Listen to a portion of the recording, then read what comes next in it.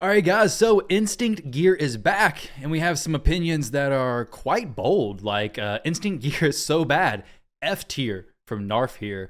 Now, I want to talk about Instinct Gear because it's been a somewhat controversial Forge Pass for a very long time. When it was first released, it was a 15% ignore defense. I was a big fan of it then, and then it got boosted to 20% ignore defense, and I'm honestly still a big fan. So, I want to show you a few champions I have built in it. But I also want to emphasize why I think it's so good.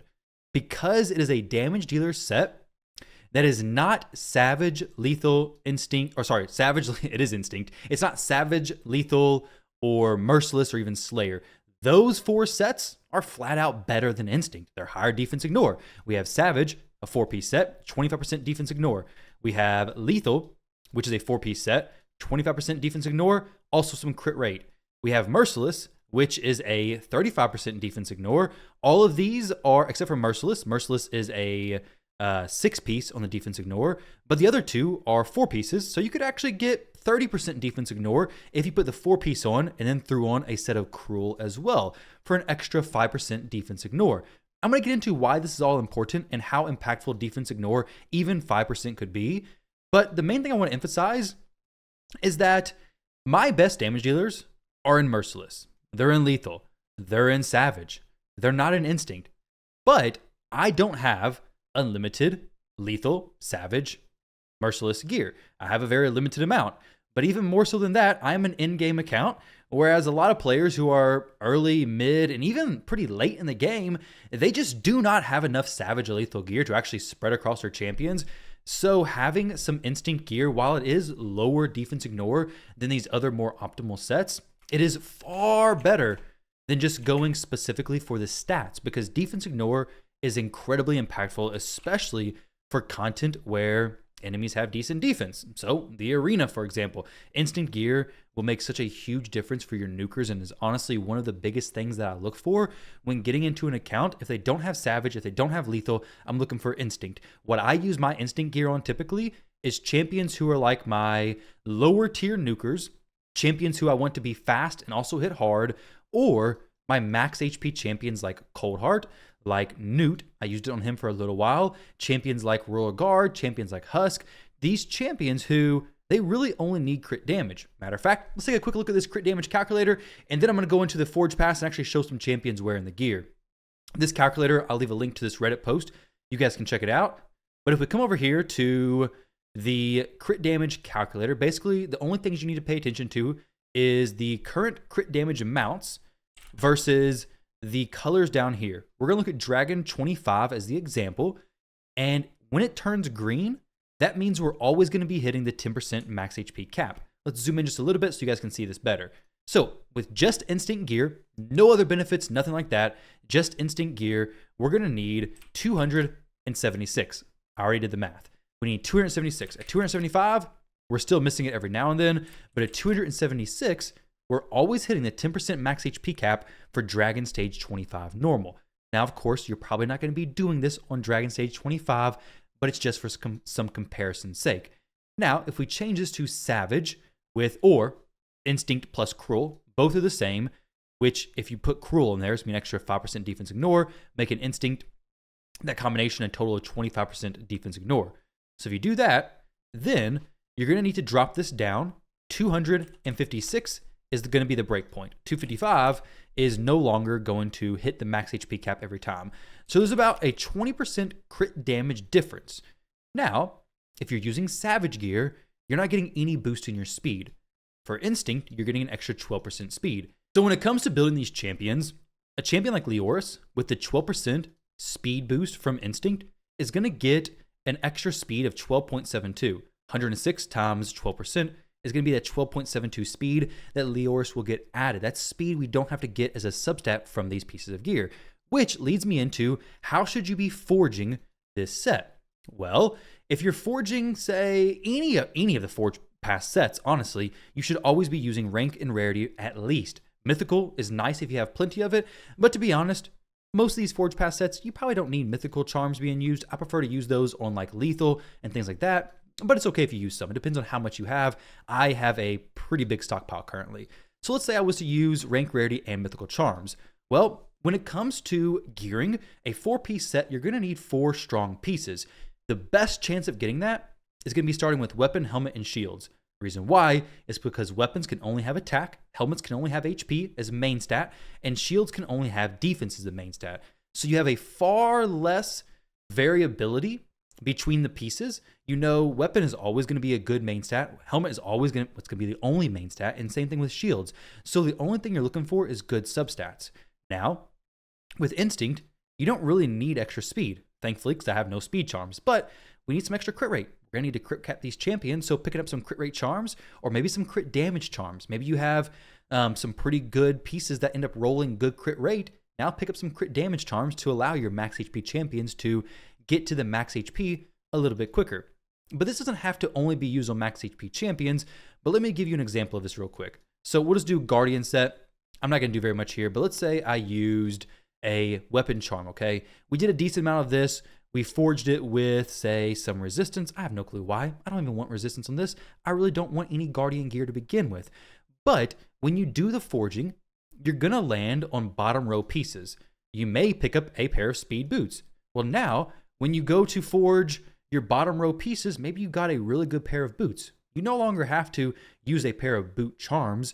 I like to forge a good chunk of weapon, helmet, and shields, and then take a look at my gear and see, okay, well, I have plenty of chest plates, or I have plenty of boots, which is really not usually an issue, but I have plenty of those. Maybe I really need to try to pick up a crit damage pair of gloves, possibly. But when it comes to the forge passes, one of the biggest things people are worried about seems to be, well, we're going to have all these pieces of gear, but we're not going to get anything good. I'm going to be honest, if you forge 200 pieces of instant gear and you don't get anything good, it's not RNG. It's your decision making on what charms to use, what type charms, rarity, and all that kind of stuff, which ones to use and what you're keeping. There is no doubt in my mind that after you buy the Forge Pass, which it is a paid set, of course, after you spend the $20, don't buy the plus 25 levels unless you're impatient. But this one, $20, you get everything here. You'll get enough resources to forge 200 pieces plus these 6 pieces over here on the side. Also, you'll pick up a lot of extra stuff along the way. The glyphs, some chaos ore, all that kind of stuff. You're going to pick up all that stuff along the way. But the 200 pieces is what I'm talking about. 205, I think, actually. So 200 pieces, you forge them all with rank rarity and mythical charms. You put your type charms there as well. You have somebody in mind you're going to be kind of gearing for. You're going to get several good pieces. Honestly, I wouldn't be surprised if you get at least 4 good sets from forging all that stuff. If you're not getting good sets from that, then you need to revisit how you're actually forging, because I can almost guarantee it's something wrong with what you're keeping or what you're actually putting in the rank and rarity. Of course, if you put nothing for rank and rarity, you're going to get garbage. But if you put good stuff here, there's no doubt at all that you're going to pick up some good stuff. Let me show you guys what I got. So I purchased, I believe, 2 Forge passes of instant gear, maybe 3. I'm honestly not sure. Maybe even just 1. I'm pretty sure it's more than 1, at least 2. And I have a full set on Rhonda, a full set on Fatalis, a full set on Leoris, full set on Kymar. Coldheart's done, Michinaki's done, Dythe, he's probably moved gear around. And then I have some offset pieces on various different champions because these pieces just rolled pretty well. Let's take a look at Shatterbones, actually. He has an instinct set. He's a champion used for Centranos. I don't use him anywhere else, but he's got a 6-star soul. I put some decent gear on him. He's used there. That's what I love about Instinct. It's not savage, lethal, merciless, slayer, but it doesn't have to be. It's not on my best damage dealers, but it's on the champions who I use as damage dealers in, say, Curse City. Champions who I use in different dungeons where I don't need them to do crazy high damage, or in the case of like Coldheart and Newt, Royal Guard, Husk, Athorion possibly, they are capped at how much damage they can do. So once I get to that point, there's no extra damage I could squeeze out of them, really. So might as well just have the extra speed, have the extra accuracy, and save the other pieces of gear, the savage, lethal, all that kind of stuff, for the champions who I really want to push to really high damage numbers with good speed. But Rhonda, she's not the best, but she has really good attack. She has good speed and good crit damage. Some of you are looking at this thinking, dang, that's actually a really well-built Rhonda. And some of you, of course, are like, well, that's nothing. And I don't use her that much, so she's not going to be the best built. She also doesn't have everything fully ascended correctly. But take a look at the Leoris. Leo here with Instinct plus Speed Gear. I'll actually try him out in a few fights, but he's built well. He's built better than a lot of accounts that I've been into. And there's nothing especially unique about him. I do have the Faction Guardians filled out, so subtract these numbers here. But even then, at 238 speed with 5,000 attack and 265% crit damage, this is still a pretty good Leoris. Affinity bonus, I do have the Great Hall finished out as well. So subtract 25% crit damage from that. It would be a little bit lower, of course, but still, that is a well-built Leoris. And he still has room to grow. Everything's not fully optimized. Everything's not the best of its ability, but he's looking good. Michinaki, another good example. He has good accuracy. I was able to get him to good accuracy point because the speed coming from the set, which was, let's see, artifacts, speed. Actually, no, 127 from the artifact bonus. I don't see it anywhere. It doesn't show this specific speed boost, but it's going to be about 12 speed extra just from having the instinct set on him. But his defense, his crit damage, everything like that is pretty good. Depending on where you use him, this could be perfect for you. And some players, this just isn't going to be enough. But this is a set that I don't believe is made to go on your best damage dealers. My Korok, for example, 221, 70% crit rate, and then good crit damage. It's not hard to hit these numbers with this type of gear. So let's jump in here and give a few examples of Leoris and how he can do.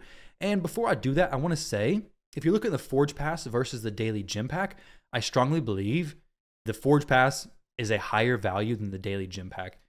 If you're doing, say, $20, as that's what you're spending, you're looking at 2 daily gym packs, which the daily gym pack gives you, what, 2,200 gems?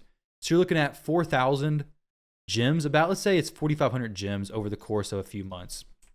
4,000 gems divided by, what is it? How much is it per refill? Energy refill, is it 40,000 divided by 40? I could do this in my head, but so we got 100 energy refills times 130, so 13,000 energy. So of course this energy could go to fusions, it could go to farming gear, but if you spent 13,000 energy on Fire Knight, Fire Knight stage 10 hard, if you were doing that, not saying that it should be buy the Forge Pass or spend the energy. Obviously you should still spend your energy in places, but if we did divide this by 20, you're going to get 650 Fire Knight stage 10 hard runs. And even with that, you're not guaranteed to get very many good sets of Savage gear. You're still going to get good gear. Farming is still very much worth it. But instinct gear, forging the 5 and 6 hard pieces, you're going to get a lot of very good stuff. Now, if you're very in-game, this isn't going to be moving the needle that much for you, if any at all. But this is a great filler set for late game, in-game players, or it's a great set to actually use on your main nukers for early, mid, and almost even entering the late game. You're going to use it on a lot of your nukers as well, especially with Live Arena demanding so much speed from champions. Now, like I said, in-game players, you're probably not going to be using that much.